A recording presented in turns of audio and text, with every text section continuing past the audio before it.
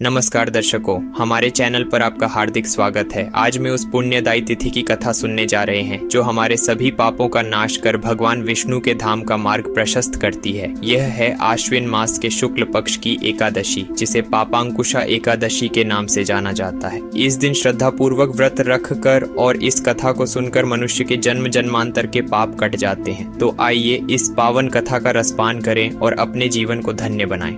एक बार धर्मराज युधिष्ठिर ने भगवान श्री कृष्ण से विनम्रता पूर्वक पूछा, हे मधुसूदन, आश्विन मास के शुक्ल पक्ष की एकादशी का क्या नाम है? कृपा करके मुझे इसकी विधि, महत्व और फल के बारे में विस्तार से बताइए। युधिष्ठिर के वचन सुनकर भगवान श्री कृष्ण मधुर वाणी में बोले, हे धर्मराज, तुम्हारे प्रश्न अत्यंत लोक कल्याणकारी हैं। सुनो, आश्विन शुक्ल पक्ष की इस एकादशी का नाम पापांकुशा एकादशी है। जैसा इसका नाम है वैसा ही इसका काम है। ये हमारे पाप रूपी हाथी को पुण्य रूपी अंकुश से वेध कर नष्ट कर देती है।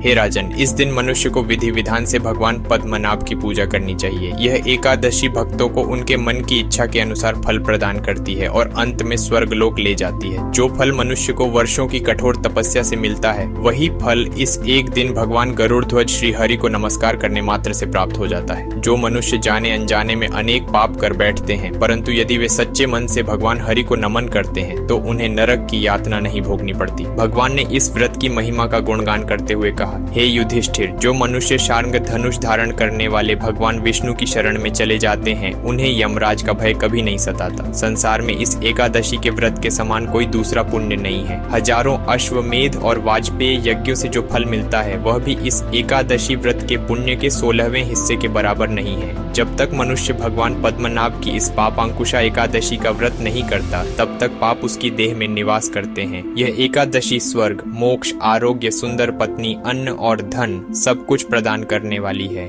इस व्रत का पुण्य केवल व्रती तक ही सीमित नहीं रहता। श्री कृष्ण कहते हैं, हे युधिष्ठिर, इस व्रत को करने वाले व्यक्ति की 10 पीढ़ियां मातृपक्ष से, 10 पीढ़ियां पितृपक्ष से, 10 पीढ़ियां पत्नी पक्ष से और 10 पीढ़ियां मित्र पक्ष से उद्धार को प्राप्त करती हैं। वह भक्त स्वयं दिव्य देह धारण कर, पीतांबर पहनकर, हाथ में माला लिए, गरुड़ पर बैठकर विष्णु लोक को जाता है। चाहे बाल्यावस्था हो, युवावस्था हो या वृद्धावस्था, किसी भी अवस्था में इस व्रत को करने से पापी मनुष्य भी सद्गति को प्राप्त होता है। इस दिन अपनी शक्ति के अनुसार सोना, तिल, भूमि, गौ, अन्न, जल, छाता और जूते आदि का दान करने वाला मनुष्य कभी यमराज के दर्शन नहीं करता। जो निर्धन व्यक्ति भी अपनी क्षमता अनुसार दान करता है और जो धनवान व्यक्ति सरोवर, बाग बगीचे और मकान आदि बनवाकर पुण्य कमाता है, वे संसार में दीर्घायु, धनाढ्य, निरोगी और कुलीन होकर सुख भोगते हैं। भगवान श्री कृष्ण ने कहा, हे राजन, तुमने जो कुछ मुझसे पूछा